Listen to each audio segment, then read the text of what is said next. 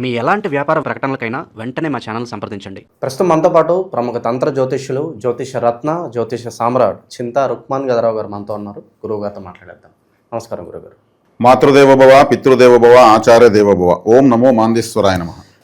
గురుగారు, 2025 డిసెంబర్ మాసం విశేషంగా మకర రాశి వారి పరిస్థితి ఏ విధంగా ఉండబోతుంది? ప్రత్యేక యోగాలు ఏమన్నా ఉన్నాయా? ఎటువంటి అదృష్టం ఉంటుంది? ఏదన్నా దురదృష్టం సంఘటనలు కూడా ఉండబోతున్నాయా? ఓవరాల్గా ఏం చెప్తారు వీరి గురించి? ఈ 2025 సంవత్సరం ఆంగ్ల సంవత్సరం చివరి మాసమైనటువంటి ఈ డిసెంబర్ మాసంలో మన తెలుగు వాళ్ళందరూ కూడా ఇంగ్లీష్ సంవత్సరాన్ని సీరియస్గా తీసుకుంటున్నారు కాబట్టి ఇది ఇంగ్లీష్ సంవత్సరం చివరి మాసంగా మనం చెప్పచ్చు. ఈ సంవత్సరం ఈ చివరి మాసం మకర రాశి వాళ్ళు ఎలా ఉందని మనం ఇప్పుడు చెప్పుకోబోతున్నాం. ముందుగా మనము ఈ రాశి యొక్క ప్రత్యేకతలు చెప్పుకున్న అలవాటు కాబట్టి ప్రతి రాశికి ఈ మకరము అంటే ముసలి. ఈ మకరం అంటే కాలపురుషుడికి 10వ స్థానము, కర్మస్థానము. అదేవిధంగా మోకాటి చెప్పుల మార్పిడి ఎక్కువ జరుగుతూ ఉంది, నీ రీప్లేస్మెంట్. ఆ మోకాళ్ళను సూచించేది ఇదే. మోకాళ్ళలో శక్తి లేదు అంటే ఇంకా వాళ్ళు 60 దాటినారని అర్థం, 60 సంవత్సరాలు దాటారని అర్థం. కర్మస్థానం అన్నాను. కర్మ అంటే ఏంది? పని అని అర్థం. శుభకర్మ, అశుభకర్మ రెండు ఉన్నాయి. ఏదైనా ఇదే సూచిస్తుంది. ముసలి ఎక్కడ ఉంటుంది? ముసలికి బలం ఎక్కడ? నీటిలోనే. నీటిలోంచి బయట వస్తే దానికి అది ఏమీ చేసుకోలేదు. అందుకే ప్రాచీన కాలం అనేవాళ్ళు బురదలో కాలు పెట్టకపోతే చేతిలోకి అన్నం రాదు. అంటే వ్యవసాయము ప్రపంచానికి ఆధారము. ఈ రోజుకి కూడా ఇంకా రాబోయే ఎంత మారినా వ్యవసాయమే ఆధారం. ఆర్టిఫిషియల్గా ఏమన్నా రావచ్చు. ఆకలి తీరేదని కోసం ఆలోచనలు ఆకలి తీర్చవు. ఈ మకర రాశి యొక్క ప్రభావము అందరూ కాపాడుకోవాలి. బురదలో కాలు పెట్టి పైరు పచ్చలు పండిస్తేనే ఆకలి తీరుతుంది ప్రపంచానికి. అందుకు ఆడ ఎప్పుడూ పని చేసేవాళ్ళు బురదలో ఎక్కువ ఎంత పొలాడితే అంత ధనవంతులు. ప్రాచీన కాలంలో ఒక ఆడబిడ్డనిస్తే కయ్యా కాలవ ఉండే ఇంట్లో ఇవ్వాలి అని ఇచ్చేవాళ్ళు.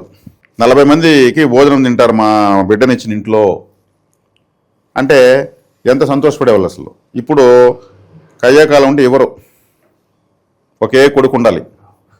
వాడి వల్ల 6 నెలలకంతా తనకి వచ్చేయాలి.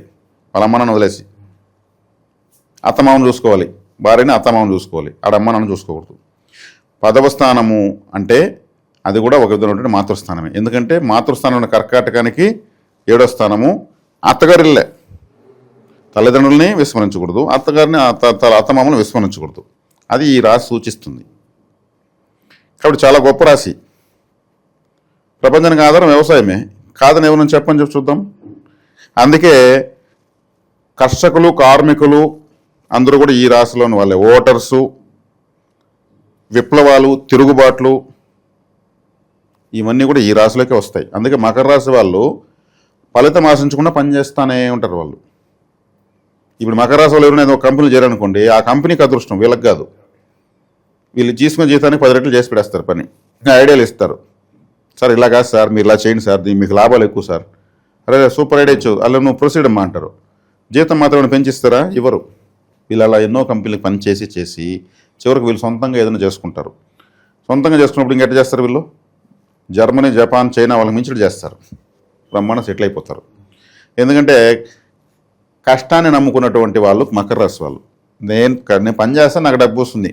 అందుకే అన్నారు కృషితో నాస్తి దుర్భిక్షం. అది మకర రాశికి సంబంధించినటువంటి ఇది. వీరు నిజాయితీగా కష్టపడతారు, హానెస్ట్ పనిచేయడంలో. ఒకరిని చేజాపడిగే మనస్తత్వం అయితే కాదు. ఇంకా చెప్పాలంటే ప్రపంచానికి ఆధారం వ్యవసాయం అన్నాను కదా. వ్యవసాయదారులు వాడిని విని ఏమారిసి వ్యవసాయం చేస్తారా? భూమాతను నమ్ముకొని ఆ మట్టి వాసన పీల్చి అక్కడే చేసి తెచ్చి పంటను ఇది చేస్తారు. అదే సేమ్ ఆ సైకిల్ అలాగే ఉంటుంది. కాబట్టి ఇక్కడ ఈ రాశి యొక్క గొప్పతనం ఇంత గొప్పది. అందుకే ముసలిని ఎందుకు పెట్టారంటే ముసలి యొక్క బలాన్ని, మకర రాశి వాళ్ళ బలాన్ని ముసలితో పోల్చారు. వాళ్ళకి ముసలికి నీళ్ళలో ఎంత బలం ఉంటుందో అంత బలము వ్యవసాయంలో చేస్తున్న రైతుకు ఉంటుంది. ఆ రైతుకు అన్యాయం జరిగిందంటే వాళ్ళ కడుపు కాలుతుంది. వాళ్ళ కడుపు కాలితే కరువు వచ్చేస్తుంది, ప్రపంచానికి కరువు వచ్చేస్తుంది. అందుకు రైతుకు ఎప్పుడు ఇది కాకూడదు, రైతు కంట కన్నీరు కారకూడదు ఎప్పుడు. వాళ్ళు ఎంత బచ్చగా ఉంటారో ఆటోమేటిక్గా ప్రపంచం అంత బాగుంటుంది. కాబట్టి ముసలి అంటే అది వీళ్ళు ముసలి అంటోళ్ళని కాదు, దాని బలాన్ని ఈ రాశికి సూచించారు. ముసలి నీళ్ళలో కానీ పట్టుకుంటే ఇంక వదలదు. మకర రాశిలో ఒక పని పట్టుకుంటే వదలరు. అదే వాళ్ళు పని చేయను అన్నారంటే వాళ్లకు ఆ తక్షణమే దారిద్ర్యం ఉంటుంది. వాళ్ళు అట్టనే ఉండరు. వాళ్ళు లాభం నష్టాలు వస్తాడు వ్యవసాయం చేస్తూ ఉంటారు కదా. వ్యవసాయదారులు నిలుపుతారా? ప్రభుత్వం ఎకరాకు 1000 రూపాయలు ఇస్తుంది. 1000 రూపాయలు ఎక్కడ చల్లుతుంది ఈరోజు? చీపురు కడితే వేసే దోశ 100 రూపాయలు అండి ఈరోజు. ఎకరాకు కలిపి 1000 రూపాయలు ఇస్తే అది ఎక్కిరించినట్ల ఆ 1000 రూపాయలు కూడా తీసుకుంటారు. అక్కడ ఎంతో బాధేస్తుంది. కానీ రైతు ఆ పొలంలో పడే కష్టం చూసి గుండెల్లో ఒక అద్భుతమైనటువంటి ఒక ఉద్వేగం వస్తుంది. ఇప్పుడు మకర రాశి వాళ్ళు అనేవాళ్ళు ప్రపంచానికి ఆయుపట్టు.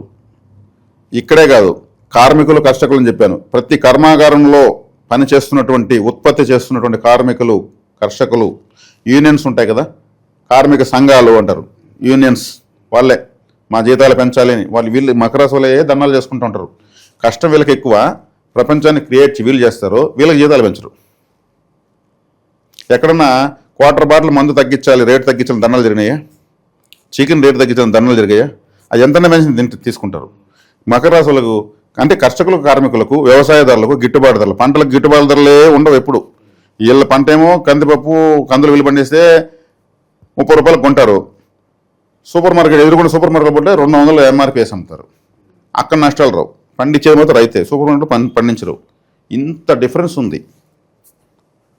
కాబట్టి ఇది ప్రపంచానికి అరిష్టం. నేను ఇక్కడ రైతులు అని అనడం లేదు. కష్టపడుతున్న వాళ్లకు అన్యాయం జరగడము, కష్టపడుతున్న వాళ్ళని హట్ చేయడము, కష్టపడే వాళ్ళంతా మకర రాశి వాళ్ళే.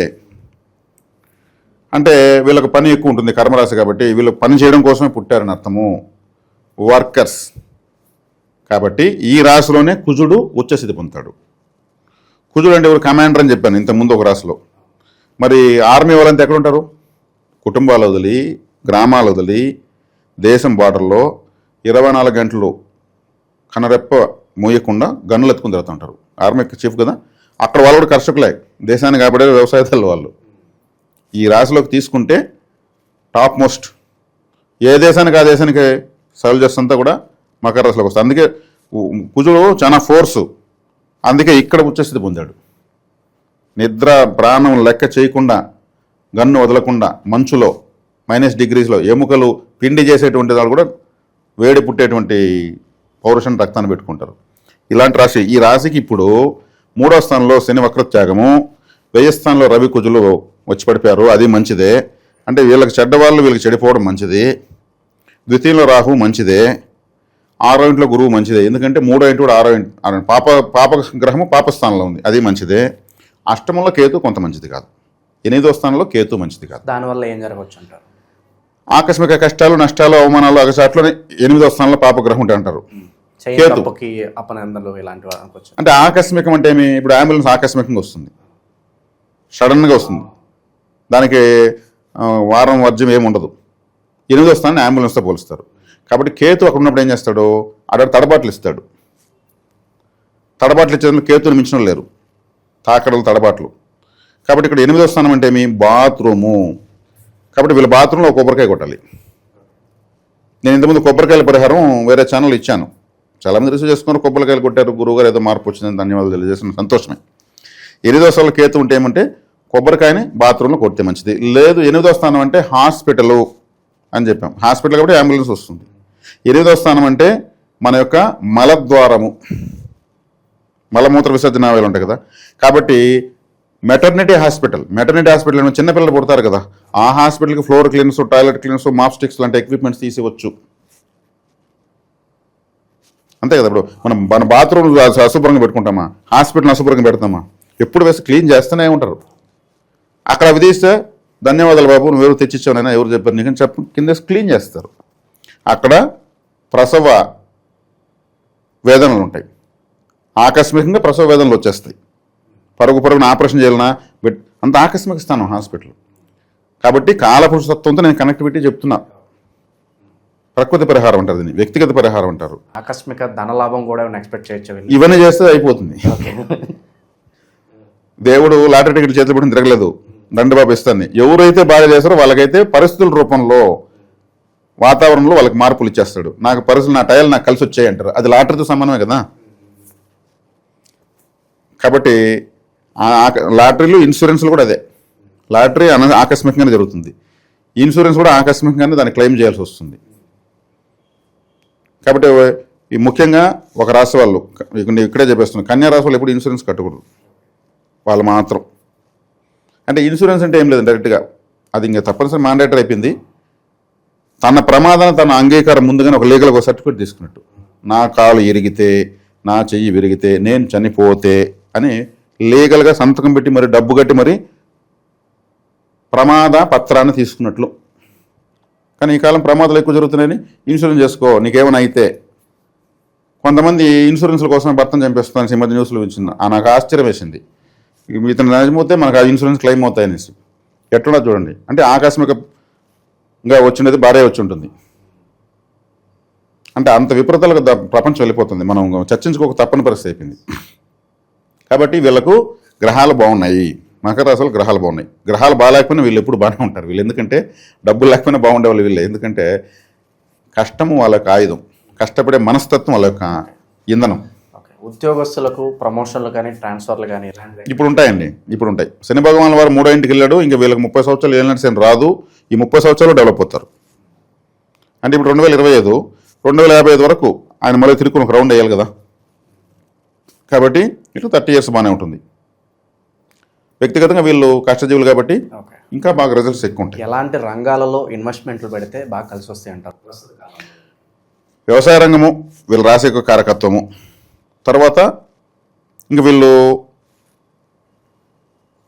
మకర రాశి వాళ్ళు ఒక టీనేజ్ వచ్చిన వెంటనే సొంతంగా వ్యాపారాలు పెట్టకూడదు. వీళ్ళు కొన్ని సంస్థల్లో పనులు చేయాలి. పనులు చేసి ఆడ సంస్థలు ఎలా మోసం చేస్తాయి, ఎలా వాడుకుంటున్నారు, వీళ్ళకి వంట పట్టాలా. రే మనం ఇంత చేస్తే మనకి ఇంత గుర్తింపు తక్కువ. వీళ్ళ సలహాతో గొప్ప వాళ్ళు ఎక్కువ ఉంటారు, వీళ్ళ సహాయంతో గొప్ప వాళ్ళు ఎక్కువ ఉంటారు. ఎక్కువగా మా గొప్ప వాళ్ళంతా ఎక్కువగా మకర రాశి వాళ్ళ సలహా తీసుకుని, మకర రాశి వాళ్ళ తోడ్పాటు కానీ తీసుకుంటే వాళ్ళు వీళ్ళకన్నా ముందు వెళ్ళిపోతారు. వీళ్ళు మకర రాశి వాళ్ళు చాలామంది చెప్తూ ఉంటారు, నా ఫ్రెండ్స్ చాలామంది మంచి స్థితిలో ఉన్నారు అంటుంటారు. కానీ వాళ్ళు ఆ స్థితికి వెళ్ళి వీళ్ళని పట్టించుకోరు, వీళ్ళని వదిలేస్తారు. వీళ్ళు మాత్రం చాలామందిని గొప్పలు చేసేస్తారు.